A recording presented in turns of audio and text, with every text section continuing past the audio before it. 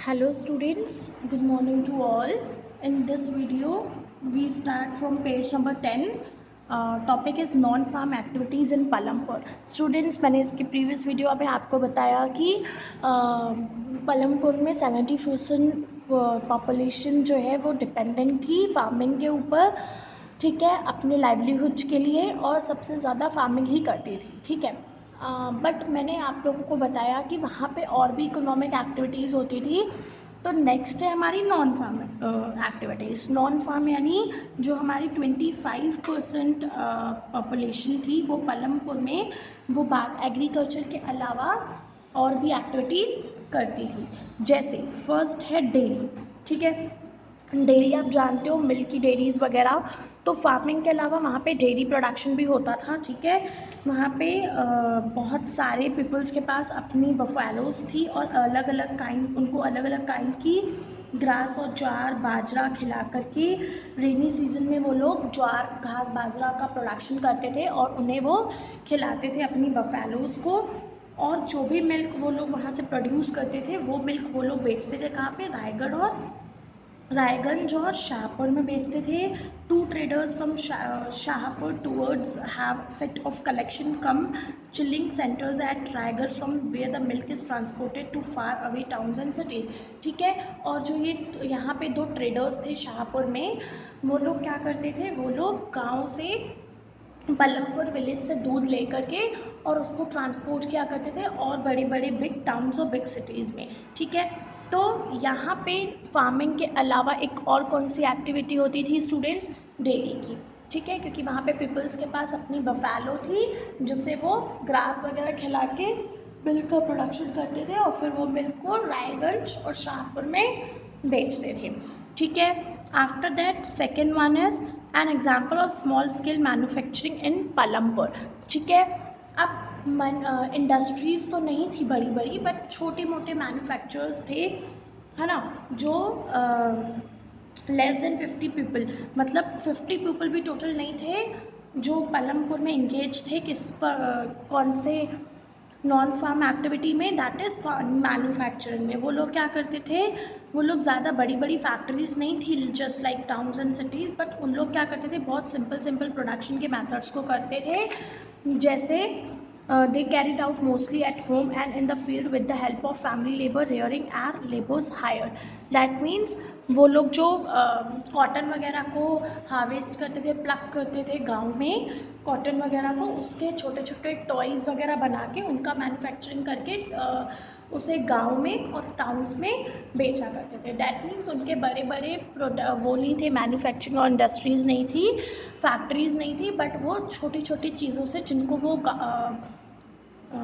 Plug करते थे, harvest करते थे फार्मिंग से, उसके छोटे छोटे खिलौने बना के, फॉर एग्जांपल जैसे कॉटन है तो कॉटन के छोटे छोटे खिलौने बना के वो गांव में बेचते थे और टाउन्स और सिटीज़ में भी वो बेचते थे, ठीक है. तो सेकेंड एक्टिविटी क्या थी, manufacturing. The shopkeepers of Palampur. Third था, वहाँ पे पलमपुर में ज़्यादा बड़ा ट्रेड तो नहीं होता था, लेकिन छोटे छोटे शॉपकीपर्स थे जो क्या करते थे, गांव से बाहर जाके सिटीज़ और टाउन से सिटीज़ और टाउन्स के होलसेलर से सामान खरीद के आते थे, छोटी छोटी चीज़ें जैसे battery, toothpaste, notebook, pen, pencil ऐसे, और गांव में वो बेचते थे, ठीक है. गांव की पॉपुलेशन को वो सेल करते थे और लेके कहाँ से आते थे, शहरों से. कुछ फैमिलीज थी जो whose houses are close to bus stand have used a part of space to open small shops, ठीक है. और कुछ फैमिलीज़ तो ऐसी थी जिनका घर बस स्टैंड के सामने था, तो वो लोग वहाँ पे क्या करते थे, कुछ छोटी छोटी दुकानें लगाते थे खाने पीने की, ठीक है. तो मैंने आप लोगों को क्या बताया कि मोस्टली तो पलमपुर में फार्मिंग होती थी, बट उसके अलावा वहाँ पे कुछ लोग थे जो डेयरी प्रोडक्शन में बिजी थे, कुछ लोग छोटे छोटे खिलौने वगैरह और थोड़ी छोटी छोटी चीज़ों को मैन्युफैक्चर किया करते थे, और कुछ लोग बाहर से ले आके सामान गांव में टाउन और सिटी से सामान ले आके कहाँ पे बेचते थे, गांव में बेचते थे, ठीक है. तो ऐसे ही उनका छोटा सा ट्रेड हो जाता था, बहुत बड़ा ट्रेड और बहुत बड़ा बिजनेस तो नहीं था, बट छोटा मोटा काम वो लोग किया करते थे, ठीक है। After that the last one is transport, a fast developing sector, ठीक है। मैंने जैसे आप लोगों को बताया कि पलमपुर में रोड्स और व्हीकल्स भी थी जो कि कनेक्टेड थी किससे, रोड्स, रायगढ़ और शाहपुर से।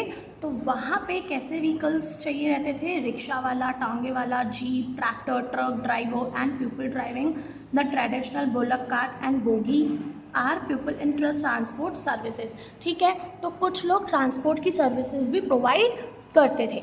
अब कैसे ट्रांसपोर्ट की, कुछ टांगे वाले थे, कुछ बुलक कार्ट्स चलाते थे, कुछ बोगी चलाते थे, कोई जीप चलाता था, ठीक है। तो ऐसे कुछ रिक्शा चलाते थे। तो ऐसे करके उनको वहाँ पे ट्रांसपोर्टेशन का भी फैसिलिटी अवेलेबल थी उस गांव में, ठीक है।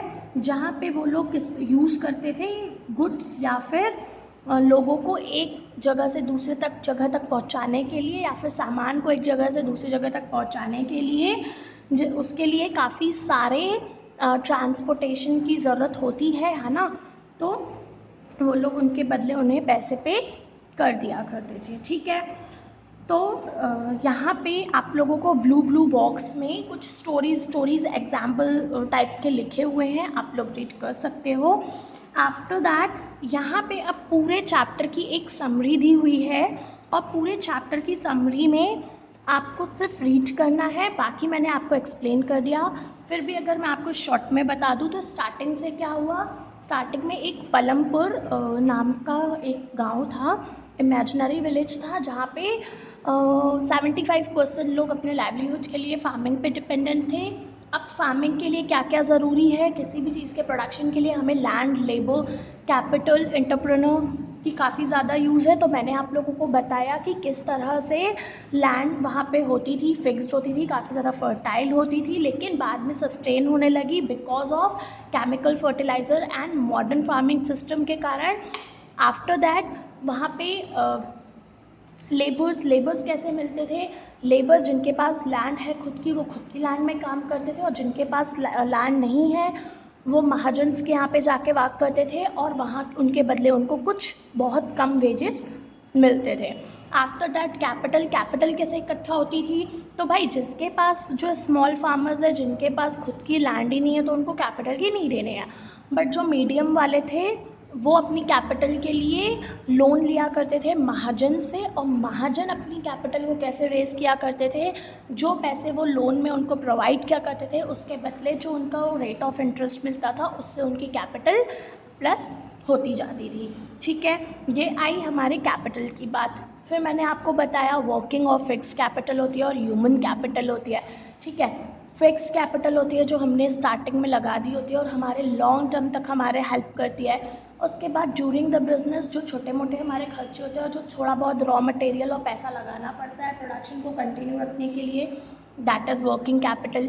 ह्यूमन कैपिटल क्या होती है, जब एंटरप्राइज अपने नॉलेज, आइडियाज़, टेक्निक्स को लगाता है, इन्वेस्ट करता है, तो उसे कैपिटल कहते हैं। एंड आफ्टर डैट कैपिटल के बाद एंटरप्राइज आता है। तो एंटरप्राइज तो आपको पता है कि एंटरप्रेनर ऐसा पर्सन होता है जो इन तीनों चीज़ों को एक साथ लेके चलता है, ठीक है। आफ्टर एंटरप्राइज, आफ्टर एंटरप्रेनर, मैंने आपको बताया कि वहाँ पे काफ़ी ज़्यादा, वहाँ पे फार्मिंग के अलावा भी काफ़ी सारी नॉन फार्मिंग एक्टिविटीज़ होती थी, just like dairy, transportation, shopkeepers, ये छोटी छोटी चीज़ें भी, मैन्युफैक्चरिंग, ये सारी चीज़ें वहाँ पे फार्मिंग के अलावा होती थी, बट इसमें सिर्फ 25% लोग इन्वॉल्व थे। ओके स्टूडेंट्स, तो आई होप आप लोगों को समझ में आया होगा ये चैप्टर। Thank you.